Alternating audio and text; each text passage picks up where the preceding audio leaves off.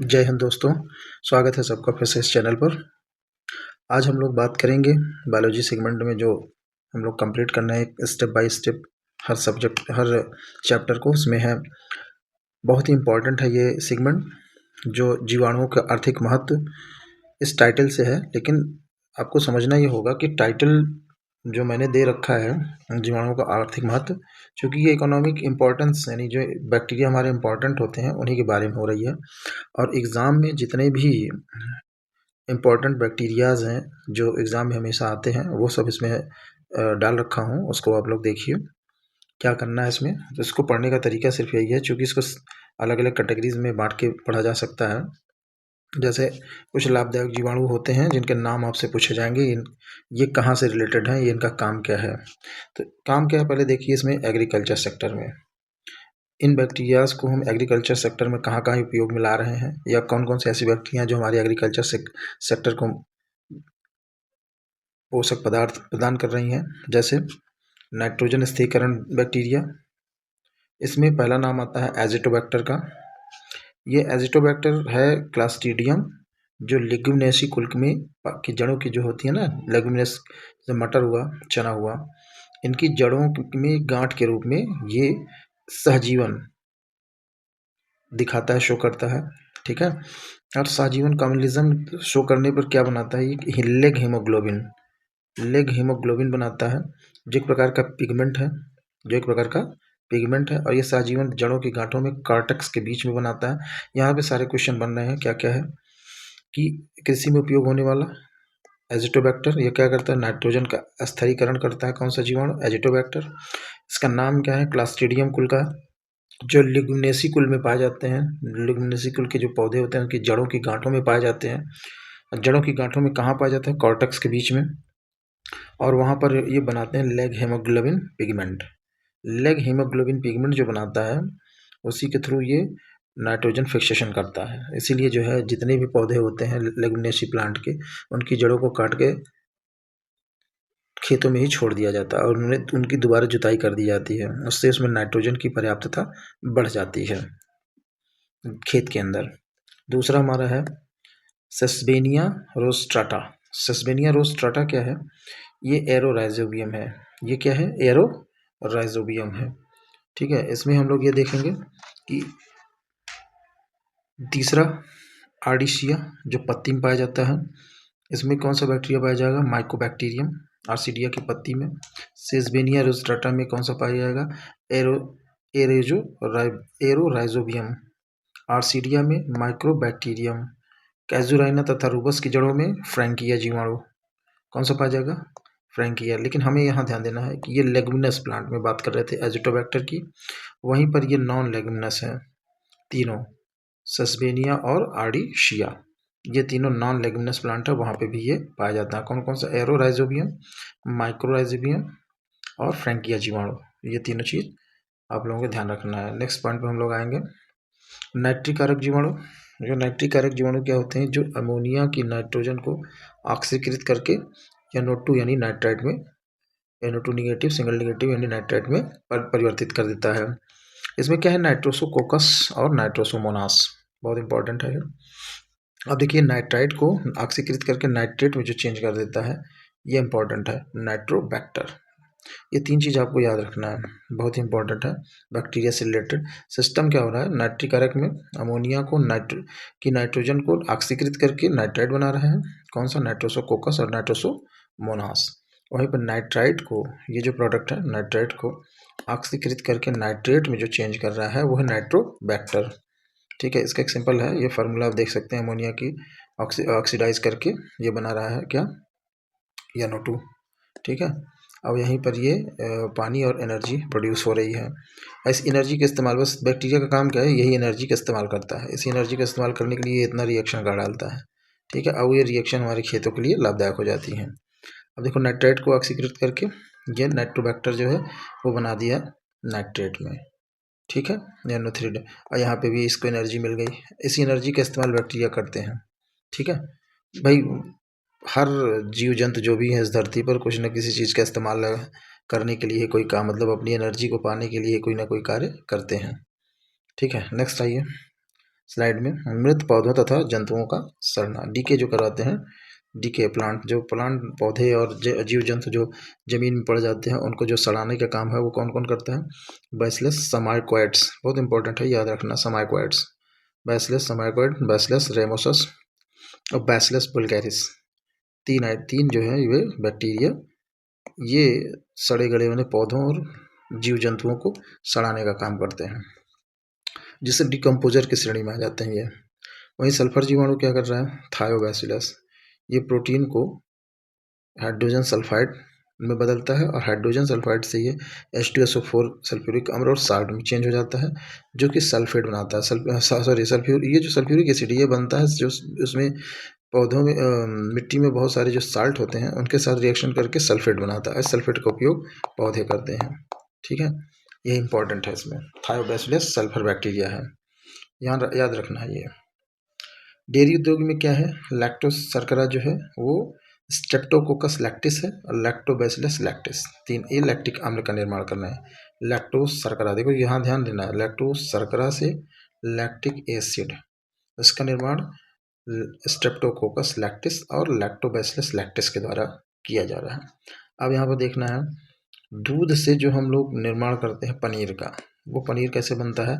Lactobacillus lactis और ल्यूकोनोस्टॉक सिट्रोवरम के द्वारा, ल्यूकोनोस्टॉक सिट्रोवरम के द्वारा, ये हुआ हमारा दूध से पनीर।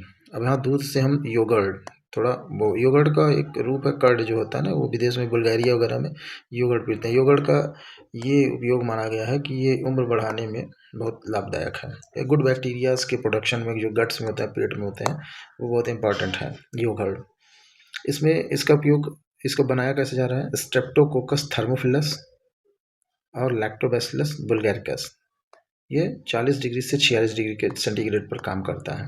थर्मोफिलस, देखिए थर्मोफिलस मतलब ये तापसह है, अधिक तापमान पर भी जिंदा रहने वाला बैक्टीरिया है। लैक्टोबैसिलस थर्मोफिलस और लैक्टोबैसिलस बुल्गारिकस, ठीक है। नेक्स्ट स्लाइड पे हम लोग आते हैं औद्योगिक महत्व पे। अब हम बैक्टीरिया की इंडस्ट्रियल वैल्यूज़ की बात करते हैं। इंडस्ट्रियल वैल्यूज़ में जो सिरका उद्योग है, जहाँ पर हमारा एसिटिक एसिड का निर्माण होता है, वहाँ पर किस तरीके से उपयोग होगा? एसिटोबैक्टर एसिटाई द्वारा। ये क्या करता है? अल्कोहल को ऑक्सीजन के प्रेजेंस में बना देता है एसीटेट और पानी। तो अक्सर हम लोगों ने देखा होगा घर में गन्ने के सिरके को बनाया जाता है, जो गन्ने के रस को जो है बनाया जाता है सिरका, तो उसमें अगर बांध के हम लोग जो रखते हैं, तो फर्स्ट जो फर्मेंटेशन प्रोसेस है उसमें यही है सिस्टम। अल्कोहल बनता है, अल्कोहल के बाद उसका ऑक्सीडेशन होता है, ऑक्सीडेशन होने के बाद वो बन जाता है एसीटेट। अल्कोहल और एसीटोन निर्माण में क्लास्ट्रीडियम एसिटोब्यूटाइलिकम बहुत इंपॉर्टेंट है, क्लास्ट्रीडियम एसिटोब्यूटाइलिकम। वहीं पर हमने सिरका में क्या किया? एसिटोबैक्टर का उपयोग किया, एसिटाई का, तो एसिटोबैक्टर एसिटाई, ये हो रहा है अल्कोहल के लिए क्लास्ट्रीडियम एसिटोब्यूटाइलिकम, ठीक है, कंप्लीट। अब रेशों की रेटिंग क्या है? रेटिंग मतलब उसके जो पौधे से जो रेशे निकाले जाते हैं उसी को हम कहते हैं रेशों की रेटिंग, ठीक है ना। अब इस विधि से जो है पटसन, जूट, सन, इनके सबके रेशे तैयार किए जाते हैं। और रेशे जब तैयार कैसे किए जाते हैं? इनको पानी के अंदर, चाहे वो तालाब हो या कहीं स्टोरेज वाटर हो या कहीं पे, इसको भिगो के दबा के रख दिया जाता है इन पौधों को। किसके? सन, पटसन और जूट लोगों को, जूट के पौधे को। और इनको दबाने के बाद पानी में जब कुछ दिन रख देते हैं तो यहाँ पर इनका क्या होता है कि पौधे सड़ जाते हैं। और सड़ते किसके हैं? क्लास्ट्रीडियम ब्यूटारिकम, देख रहे हैं आप, और फैल्सिनियम और पैक्टिनोवोरम, ठीक है ना। पैक्टिक एसिड होता है ना, पैक्टिन होता है, उसी को, उसी के नाम पे देखो, पैक्टिनोवोरम, फैल्सिनियम, क्लास्ट्रीडियम ब्यूटारिकम, ये तीनों जो बैक्टीरियाज हैं इनका काम क्या है? सन, पटसन और जूट, जो सन को हम बोलते हैं लिनम यूसीटैटिसम और पटसन को हम बोलते हैं क्लोट्रिडिया जुनेका और जूट को हम बोलते हैं कॉर्कस कैप्सुलरिस। इनके तनों की रेटिंग करवा ली जाती है, यानी कि ये जब सड़ा दिए जाते हैं तो इनके जो रेशे हैं उसमें पैक्टिन वगैरह जो पदार्थ है वो सड़ गए और पानी में मिल जाते हैं, घुल जाते हैं, सिर्फ रेशे बच जाते हैं और इस रेशे को हम लोग निकाल के कहीं ना कहीं रस्सी बनाते हैं। ठीक है। और नेक्स्ट हम लोग आते हैं स्लाइड पे तंबाकू उद्योग में। तंबाकू उद्योग क्या है? अब हम बात करते हैं तंबाकू उद्योग में बैक्टीरिया का उपयोग। इसमें बैक्टीरिया मेगाथीरियम और माइक्रोकोकस कैंडिडेंस, ये दो आप याद रखेंगे, इनका उपयोग होता है। माइक्रोकोकस कैंडिडेंस, इनका उपयोग देखिए इस बैक्टीरिया का उपयोग चाय उद्योग में भी है। CTC लीफ आपने सुना होगा, CTC का मतलब कुअरिंग होता है, कियरिंग। अब ये जो पत्तियों पे फर्मेंटेशन, इस पत्तियों को रख दिया जाता है एक जगह पे और उस जगह पे जाके इसका एक फर्मेंटेशन प्रोसेस होता है इन बैक्टीरिया की उपस्थिति में, जिससे चाय की गुणवत्ता बढ़ जाती है। चमड़ा उद्योग में टैनिंग ऑफ लेदर में भी बैक्टीरिया का उपयोग होता है और इसमें बहुत सारे बैक्टीरिया से उपयोग में आते हैं, इसका जो स्पेसिफाइड नहीं है। नेक्स्ट आते हैं औषधि उद्योग में। इसमें बैसिलस ब्रेविक्स जो थायरोथ्रीन का उपयोग उत्पादन में काम आता है, बैसिलस सबटिलिन नामक एंटीबायोटिक्स उत्पादन में काम आता है। ये दोनों का आप याद रखेंगे, थायरोथ्रीन और सबटिलिन, चूँकि ये दोनों एंटीबायोटिक हैं, इनका प्रोडक्शन कैसे होता है इसी से आपको बताना होगा कि ब्रेविक्स और सबटिलिन द्वारा बैसिलस के। अब स्ट्रेप्टोमाइसिस ग्रुप से जुड़े हुए कुछ आपके एंटीबायोटिक्स हैं, उनको देख लेते हैं। स्ट्रेप्टोमाइसिस में स्ट्रेप्टोमाइसिन का उत्पादन जो है स्ट्रेप्टोमाइसिस ग्रीशियस द्वारा है और क्लोरोमाइसिन का उत्पादन बेनेजुएली द्वारा है, स्ट्रेप्टोमाइसिन बेनेजुएली द्वारा है। वहीं पे एरोमाइसिन का स्ट्रेप्टोमाइसिन एरोफेसियंस द्वारा है। टेरामाइसिन का स्ट्रेप्टोमाइसिस रैमोसस द्वारा है। नियोमाइसिन का स्ट्रेप्टोमाइसिन फ्रेडी द्वारा है। ये इंपॉर्टेंट सेगमेंट है, इसको आप लोग देखिएगा 2-3 बार, यहाँ हमने एक जगह पे नटसेल में कर दिया है। अब विटामिन निर्माण में बैक्टीरियाज के उपयोग होते हैं। विटामिन C के निर्माण में एस्टोबैक्टर, वहीं विटामिन B12 में स्ट्रेप्टोमाइसिस ओलियसिस और विटामिन B12 के निर्माण में क्लस्ट्रीडियम एस्टोब्यूटाइलिकम। ठीक है। अब ये हमारी बैक्टीरिया, कुछ हमारी बैक्टीरिया आंतों में रहती हैं, जैसे एस्चेरिया कोलाई है, COLI। ये जो है विटामिन के निर्माण में बहुत योगदान देता है, जो कि हमेशा हर मनुष्य के आंतों में ये पाया जाता है। नेक्स्ट आते हैं, हम लोग देखते हैं स्लाइड में, गंगा नदी में जो है बैक्टीरियोफेज इसकी सफाई का मुख्य कारण माना जाता है, लेकिन उसके साथ साथ डेलोवेब्रियो बैक्टीरियोवोरस ये नामक जो बैक्टीरिया होता है, इसको भी माना जाता है कि गंगा की सफाई में इसका प्रमुख योगदान है। दूसरा पॉइंट है, जीवाणुओं में सर्वाधिक अध्ययन किसका हुआ है? एस्चेरिया कोलाई का हुआ है। वहीं पर चौपाया जानवरों में जो सेलुलोज का पाचन है वो किस बैक्टीरिया के सहयोग से पूरा होता है? वो है रेमिनोकोकस एल्बस के सहयोग से। सेलुलोज का पाचन आसान नहीं होता है, सेलुलोज से ग्लूकोज को बनाना आसान नहीं होता, कोई भी जीव हो वो ग्लूकोज का ही उपयोग कर पाता है। तो अब इस सेलुलोज का उपयोग ग्लूकोज तक तोड़ने का काम कौन करता है? रोमिनोकोकस एल्बस। चूँकि रोमिनो इसलिए नाम डाला गया है कि रोमिनेंट्स बोले जाते हैं, जो ये चौपाया जानवर होते हैं इनको रोमिनेंट्स बोलते हैं। इनके 4 चैम्बर्ड स्टमक होता है, 4 चैम्बर्ड स्टमक में ये जाके सड़ते हैं, यानी कि एक प्रकार से फर्मेंटेशन होता है, प्रोसेस होता है, तो इसीलिए रोमिनोकोकस एल्बस इसका नाम दिया गया इस बैक्टीरिया का। वहीं पर एक रिसर्च के अनुसार कहा जाता है कि आल्प्स पर्वत के ऊपर बादलों पर करीब 1500 प्रकार के जीवाणु पाए जाते हैं और ये जो 1500 प्रकार के जीवाणु पाए जाते हैं, इनका निर्माण क्या है? ओजोन निर्माण में सहायक। कैसे? कार्बोनाइल नामक ऑक्सीजन युक्त एक यौगिक बनाते हैं जो कि ओजोन को बनाने में सहायक है। बहुत इंपॉर्टेंट है ये सब सेगमेंट्स जो इसमें बताया जा रहा है, बहुत ही छोटे संक्षेप में दे दिया जा रहा है। 2-3 बार सुनिए, इसके आप स्क्रीनशॉट रखिए, जिससे आपको एग्ज़ाम में बहुत जल्दी ही याद हो जाएगा और एग्ज़ाम देने में सहायक होगा। तो हम लोग नेक्स्ट स्लाइड में आपको पढ़ाएंगे नेक्स्ट उसमें फ्रूट्स, फल के बारे में, फलों का निर्माण कैसे होता है।